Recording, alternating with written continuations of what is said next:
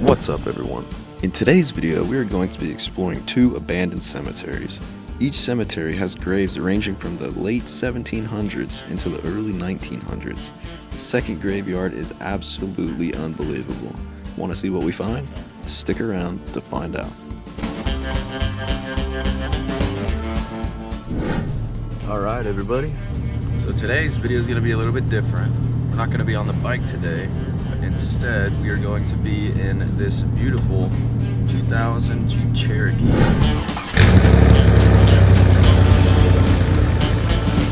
It's a pretty secluded area over here as far as grocery stores and things like that go. There ain't shit out here, which is cool. That's where I like to be. We made it to the Upper Stamp Creek campground. The cemetery is just up here.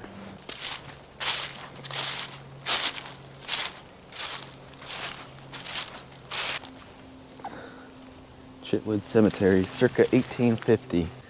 So according to Bartow County Gen Web, there is 23 people buried at this cemetery. And I can give you some of the names, but I just really don't know the history. He was or anything like that, which is unfortunate because I like to know and what their part in history was. Let's just get a read for some of these. G.W. Chitwood, born December 15th, 1954, died in March 1912. Gone, but not forgotten. Very beautiful, prominent headstone, handmade, handcrafted in 1912. A.J. Chitwood, born February 28th, 1880, died July 20, 1902. So he was 22 years old. That's how old I am. Wow. Miss L.A. Chitwood, born April 19th, 1861, died July 13th, 1896. Just out here in the woods, being forgotten. Jemima Chitwood, born July 10th, 1831, died October 1900. It's just been so long. The weather has taken its toll for sure. Cleveland A. Bishop, born March 28th, 1838, died February 20th, 1906. Blessed are the dead which die with the Lord. Oh wow, look at this, guys. William Chitwood, Georgia Infantry, Confederate States Army. The stones go all the way out to the edge over there. There's even some in this overgrown patch right here. And over here, it looks like we have some different kinds of placards. Harriet Chitwood, born April 4th, 1826, died June 3rd, 1886. And Richard Chitwood, so I'm assuming that this was wife and husband. I could be wrong. So here's an interesting one right here. Infant daughter of J.D. and Mary Spriggs, born 1909, died 1909. Look at this beautiful design. So this stone was made in 1906. These little design etchings are over 100 years old. Most of these in this area are plain stones. This was Edward, son of W. Jemima Chitwood. February 28th, 1851, died June 10th, 1852. So, and the further we go back, you start losing those stones. And you're coming in contact with just these small rocks sticking out of the ground. And there is a lot. This one's unreadable as well, unfortunately. But yeah, the further back you go this way, it's more so just stones like that. A couple more over here. So in this area, we got 1, 2, 3, 4, 5 gravestones. Like I said, that just leaves you open to interpretation. You never know. But something that caught my eye was this pipe. Now I'm assuming that goes down to a grave. There's no rust on it. It looks like it was beat into the ground. Looks like it's easily malleable. So I'm gonna say that it's aluminum. You guys let me know what you think that is. Look at this, guys. That is just beautiful work. Gone but not forgotten. An honest man's the noblest worth of God. Chitwood. This is an infant. Brayton, born July 16th, 1901, died February 22, 1901. And then I didn't get this one either. And this one has a beautiful inscription of a bird. Beautiful details all around it. Born 1886, died 1899. Weep not, father and mother, for me, for I am in glory waiting for thee. All right, let me get some shots of this beautiful natural place, and then who knows, we might go see another cemetery. Thank you, Chitwood family, for letting me visit. Awesome getting to learn a little bit more about you guys, and thanks for letting me get some of your story out on camera. Bye, everybody. Super cool stuff, guys. What is your morbid curiosity with cemeteries? Highly appreciate the old stonework craftsmanship that they did with the resources they had. It matters to show people this stuff and keep their history alive. That's why I do it. Made it back to the Jeep. This cemetery is Goodson Cemetery, AKA Furnace Cemetery. So interesting enough, some of the Chitwoods are actually buried at the Goodson Furnace Cemetery. All right, guys, so we made it. Like I said, there is a lot of people buried here, 87 in total. Interesting, we got a lot of burn forest out here. Here's the first fork in the road. It said keep right. So that is the way that we are going to go. I'm seeing the first reminiscences of gravestones over here. Let's take a walk back in there. There might be some in there. They said they're scattered all over the place. So let's take a look. There's the famous Chitwood sign. Cartersville Monument Company, 208 W. Porter, Cartersville, Georgia. So these first two on the outside here are completely unlegible. This is Miss Tilda Cowan, known, I can't. A kind child to her mother and loving sister to her brothers. 1851 to 1924. Oh wow, yeah, they go way back over there. So what's interesting is that last name is spelled K-O-W, and this one is spelled K-E-O-W-N. This is Private David, I don't want to mispronounce, 28th Georgia Infantry, September 1862, Sharpsburg. His children remember. So he was a Confederate war soldier. So this is Mama, Pawpaw, and I didn't notice this. Yeah, Bart and Mary. He was born in 63, she was born in 62. He died in 1948, and she died in 1936. And then as we branch out, we got one stone there. Unfortunately, this one is broken and unlegible. That one is probably already completely broken. Somebody put it back on. Beautiful, gigantic magnolia tree. I don't know if that's a lamb or a sheep or a dog. Of WNLV known, 1887, age 6 years. So this is the next one that I just found. John S. 28th Regiment, Georgia Confederate States Army. That is pretty interesting. This isn't it, but the real cemetery lies much deeper back into the woods.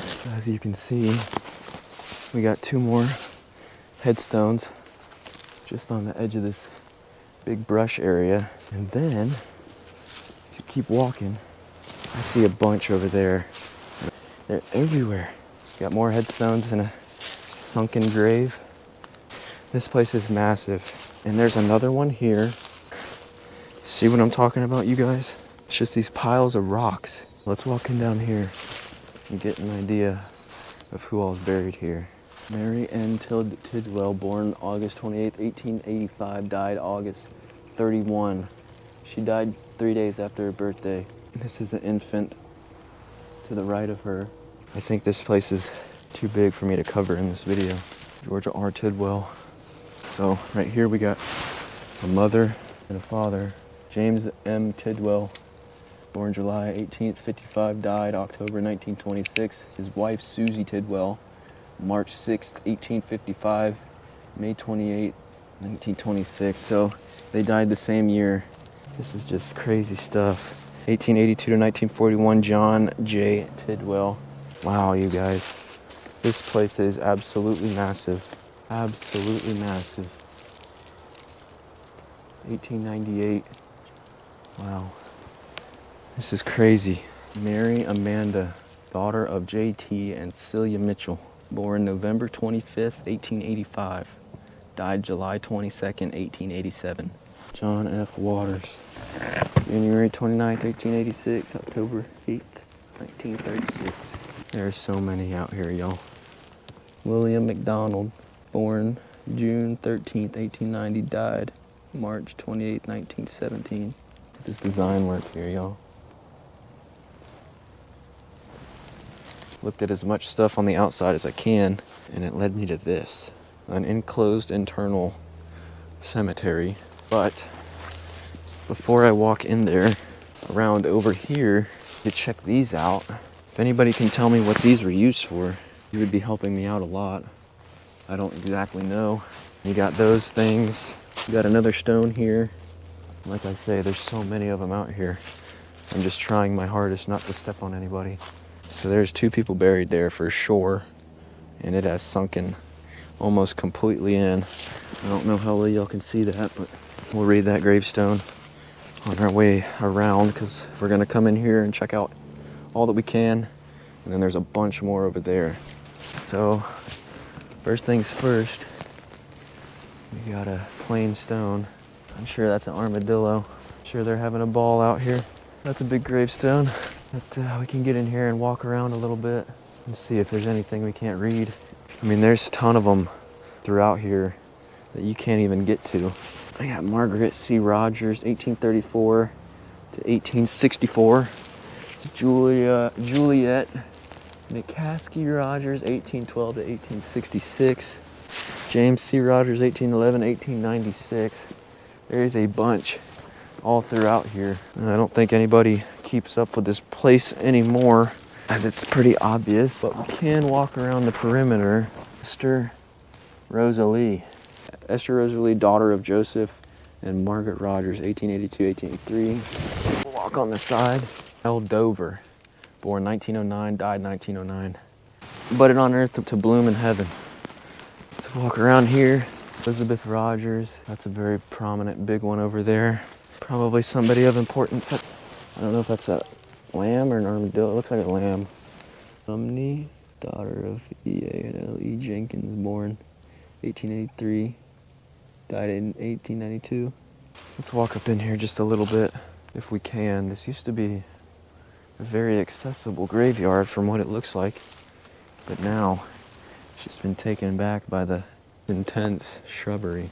Looks like this is an armadillo path that I'm walking on right now. Margaret Brooks Rogers, born 1851, died in 1940. Wow, so she was 89 years old. That is extremely well for that time period. So we got the most prominent one here is Clark Rogers, December 12th, 1890, October 2nd, 1977. That's creepy. Then an armadillo's just down there living. Clark Rogers, PFC U.S. Army, World War I. Born December 1890, died October 2nd, 1977. This is a long time for back then, I'm telling y'all. I'm sure y'all know it, but I got some thorns in my pants. Completely overgrown. There's so much more back there. We'll go over here and take a look. I don't want to walk on anybody. Jane McElwee, born February 4th, 1843, died March 1909.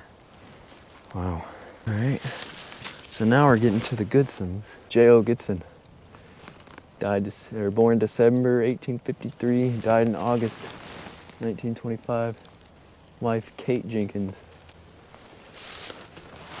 Winnie Jenkins, 1899. It's history. You can't erase it. but it can be forgotten, and we do not want to forget history. So this looks like husband and wife. Can't really read them out that well. 1827, 1907. But, I mean, wow, guys, look at this. So that's gotta be an infant or something of the sort. Here's my boot, and that's how big it is. More just random stone. Martha A., wife of John A. Goodson, born May 20th, 1848, age 35 years, 5 months, and 10 days. I didn't even see these over here. We got some actual placards. Andrew Bruce Smith, Edinburgh, Scotland. 1813, 1878, Abby Smith Ling, 1854 to 1884. All right, let's see.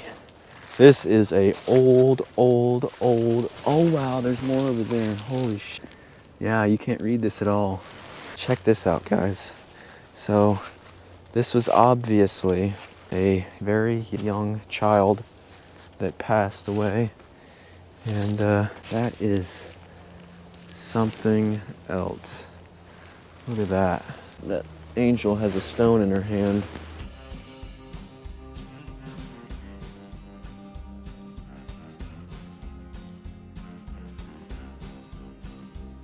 There's a rock there, a grave there, a grave there. Yeah, so I think we did look at this one maybe. Man, there was so much writing on it. It would have been super cool to be able to read all that information. Time does its course. We're at a different one. Sacred to the memory of Sarah Fuel Stroop, born 3/22, 1784, died in 1860, wife of Jacob. Man, I wish I could read. So hard to make out. But the rest is unfortunately lost. This one actually held up pretty good over here. To the memory of Tidham Stroop, son of Sarah Stroop, 1813. Okay guys, so I have to pop in here for a second to fill you in on some information. So this part of the cemetery is the Stroop family plot. One of the most important stones was passed over due to its bad condition. The stone was that of Jacob Stroop. Jacob was a master iron maker and a pioneer furnace builder of German descent. He is credited with establishing the iron industry in Bartow County, Georgia. In his lifetime, he established 7 furnaces and 5 rolling mills. I will leave all links in the description if you want to learn any more information about any of these people. Back to the video. Sacred to the memory of Martha Jane, who departed this life June the 16th. Man, can't get a year out of it though. I wish I could. Another unreadable headstone, unfortunately, and another one. This one just really speaks to me.